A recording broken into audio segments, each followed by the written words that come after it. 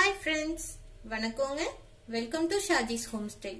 இன்னைக்கு நம்ம பார்க்க போறது ரொம்பவே டேஸ்டியான ரெசிபிஸ், 3 in 1 ரெசிபி. இந்த ஒரு பழம் இருந்தா போதும், நம்ம டிஃப்ரெண்டா ரெசிபி செஞ்சுட்டே போலாம்.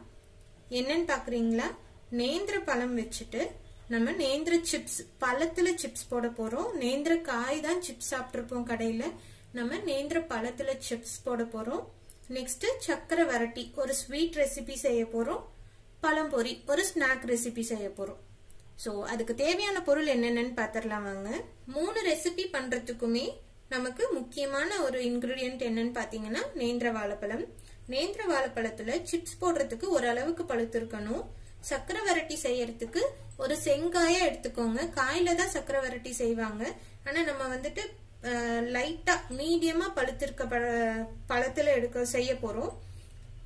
பழம்பொரி செய்யறதுக்கு நல்லாவே பழுத்திருக்க பழமா எடுத்துக்கோங்க. இப்போ நேந்திர வாழைப்பழம் இங்க இருக்கு. சக்கரை வரட்டி செய்யறதுக்காக நம்ம வெல்லமும் சுக்கு ஏலக்காய் எடுத்து வச்சிருக்கோம்.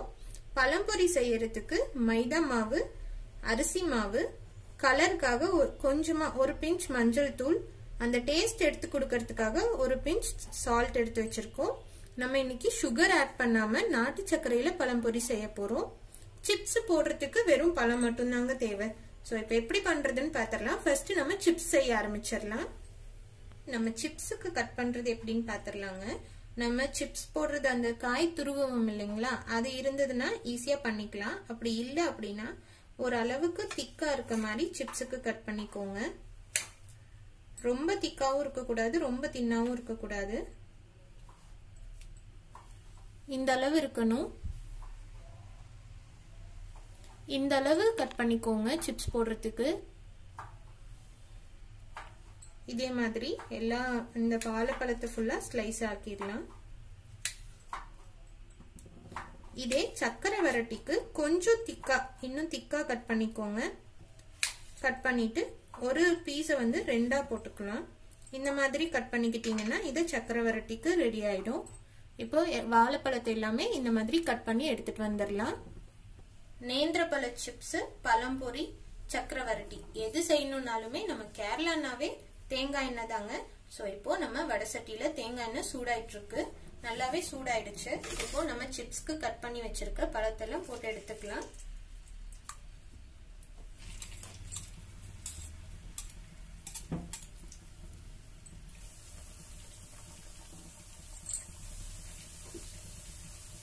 பழம் பாருங்க, அது ஒன்னொன்னா போட போட அது லைட்டா வேகும் போதே மேல வருது. அடியில இருந்து எடுத்து விட்டுட்டு இருந்தீங்கன்னா ஒன்னோடு ஒண்ணு ஒட்டாம வரும். இந்த மாதிரி எடுத்து விட்டுட்டே இருந்தோம்னா ஒன்னோட ஒண்ணு ஒட்டாமே இருக்குங்க. என்ன பாத்தீங்களா, பபிள்ஸ் எல்லாம் அடங்கிடுச்சு. இப்ப நம்மளோட சிப்ஸ் ரெடி ஆயிடுச்சுங்க. எடுத்துடலாம். இது வந்துட்டு எண்ணெயில இருந்து எடுத்த உடனே மொறுமொறுன்னு ஆகாது. கொஞ்ச நேரம் விட்டோம்னா தான் கிறிஸ்பி ஆகும். ஃபில்டர் பண்ணி எடுத்து வச்சிடலாம் தனியா.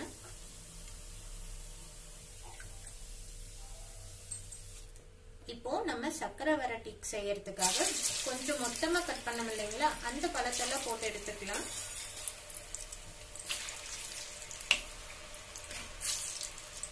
இப்போ அதே மாதிரி சிப்ஸ்க்கு செஞ்ச மாதிரியே கொஞ்ச நேரம் விட்டுட்டு இந்த மாதிரி கிளறி விட்டீங்கன்னா ஒன்னோட ஒண்ணு ஒட்டாம வரும். இது நல்லா வேகட்டும்.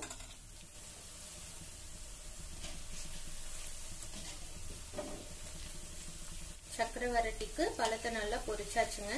இப்ப இதை எடுத்து தனியா ஃபில்டர் பண்ணி வச்சிடலாம். இது நல்லா ஆறணும். அப்பதான் நம்ம வந்து வெல்லத்துல போட்டு கலக்கும் போது நல்லா ஒட்டாம வரும். சக்கரை வரட்டி செய்யறதுக்காக நம்ம பொரிச்சு வச்ச பழம் வந்து சூடு ஆறுறதுக்குள்ள நம்ம பழம் பொரிக்கு மாவு ரெடி பண்ணிடலாங்க. அதுக்காக நம்ம 1 கப் மைதா மாவு எடுத்துக்கலாங்க. இது கூட 1 ஸ்பூன் அரிசி மாவு ஆட் பண்ணிக்கலாம். ஸ்வீட்னஸ்க்காக நாட்டு சர்க்கரை ஆட் பண்றோங்க. நார்மலா சுகர் தான் ஆட் பண்ணுவாங்க. நம்ம இப்போ நாட்டு சர்க்கரை ஆட் பண்றோம். நம்ம ஸ்வீட்னஸ்க்கு தகுந்த மாதிரி தான். இது கூட ஒரே ஒரு ஏலக்காய் இடிச்சு வச்சிருக்கேன். நம்ம பவுடரா இருந்தா கூட அது போட்டுக்கலாம். உப்பு 2 பிஞ்ச் எடுத்து வச்சிருக்கேங்க. மஞ்சள் தூள், நம்ம நாட்டு சக்கரை ஆட் பண்றதுனால கலர் தானா வந்துரும், இருந்தாலும் கொஞ்சமா மஞ்சள் தூள் கலக்குறோம். இப்போ இது எல்லாமே நல்லா மிக்ஸ் பண்ணி விட்டுறலாங்க. இப்போ இது எல்லாமே நல்லா மிக்ஸ் பண்ணிட்டு தேவையான அளவு தண்ணி ஊத்திக்கலாங்க. மாவு ரொம்ப திக்காவும் இருக்கக்கூடாது, ரொம்ப லைட்டாவும் இருக்கக்கூடாது, தண்ணி கன்சிஸ்டன்சிலயும் இருக்கக்கூடாது. சோ அதுக்கு தகுந்த மாதிரி தண்ணி ஆட் பண்ணிக்கலாம். இதெல்லாம் மிக்ஸ் பண்ணிட்டு கையிலேயே நம்ம பிசைஞ்சுக்கலாம்.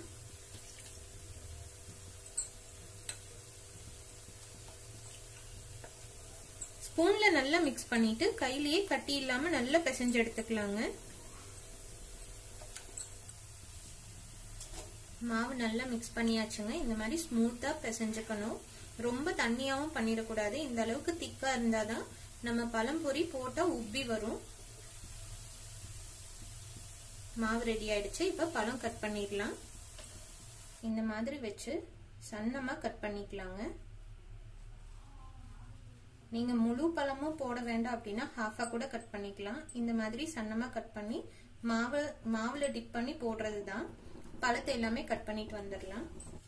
இப்போ கட் பண்ண பழத்தை மாவுல நல்லா டிப் பண்ணிக்கலாங்க. நல்லா சூடா இருக்க எண்ணெயில நம்ம மாவுல டிப் பண்ண பழத்தை போட்டு எடுத்துக்கலாங்க. இந்த மாதிரி பழத்தை வந்துட்டு மாவுல டிப் பண்ணி போட்டதுக்கு அப்புறம் ஒரு சைடு லைட்டா வெந்துருச்சுன்னா அதுவே மேல எழும்பி வருங்க இந்த மாதிரி. சோ இப்போ நம்ம திருப்பி விட்டுறலாம்.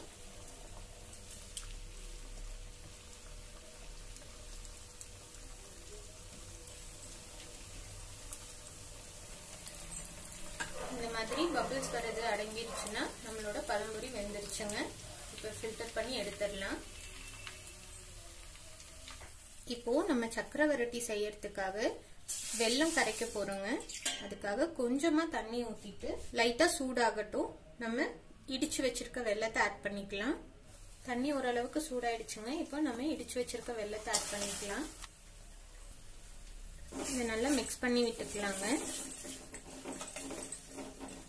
நம்ம டேஸ்டுக்கு தகுந்த மாதிரி தான். நான் வந்துட்டு ஹாஃப் உருண்டை வெல்லம் போட்டிருக்கேன். வெல்லம் நல்லா கரையட்டும் தண்ணியில. வெல்லம் வந்துட்டு கல்லு மண்ணெல்லாம் இல்லாம இருந்தா இப்படியே நீங்க வந்துட்டு இதை பாகா காய்ச்சிக்கலாம். கல்லு மண் இருந்ததுன்னா தண்ணியில ஒரு டைம் நல்லா இந்த மாதிரி கரைய விட்டுட்டு வடிகட்டி பாகு காய்ச்சிக்கலாங்க. இப்ப நான் டைரக்டா பாகு காய்ச்ச போறேன். இது வந்துட்டு கல்லு மண் இல்லாத வெல்லம் தான். இப்ப வெல்லம் நல்லா கரைஞ்சு கெட்டி ஆயிடுச்சுங்க. இந்த ஸ்டேஜ்ல நம்ம பொரிச்சு வச்சிருக்க நேந்திர பழத்தை ஆட் பண்ணிக்கலாம்.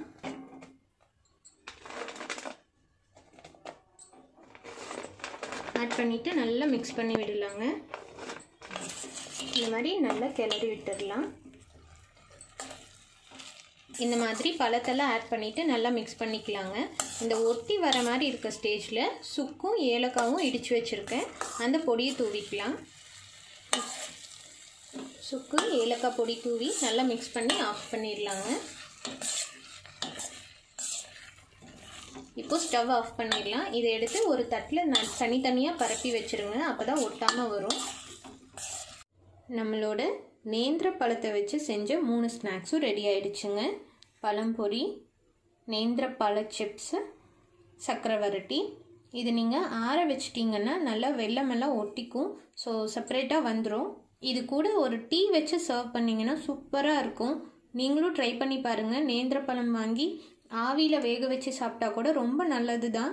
அதை இந்த மாதிரி வெரைட்டியாக டிஷ்ஷஸ் செஞ்சு கொடுக்கும் போது இன்னும் விரும்பி சாப்பிடுவாங்க. நேந்திர பழம் உடம்புக்கு ரொம்பவே நல்லது. போனுக்கெல்லாம் அவ்வளோ ஸ்ட்ரென்த் கொடுக்கும். ஸோ செஞ்சு பார்த்துட்டு எப்படி இருந்ததுன்னு எனக்கு கமெண்ட்ஸில் சொல்லுங்கள். இந்த வீடியோ உங்களுக்கு பிடிச்சிருந்ததுன்னா லைக் பண்ணுங்கள், ஷேர் பண்ணுங்கள். மறக்காமல் ஷாஜீஸ் ஹோம் ஸ்டைல் சேனலை சப்ஸ்கிரைப் பண்ணிவிட்டு அந்த பெல் பட்டனையும் தட்டி விட்டுருங்க. தேங்க்யூ.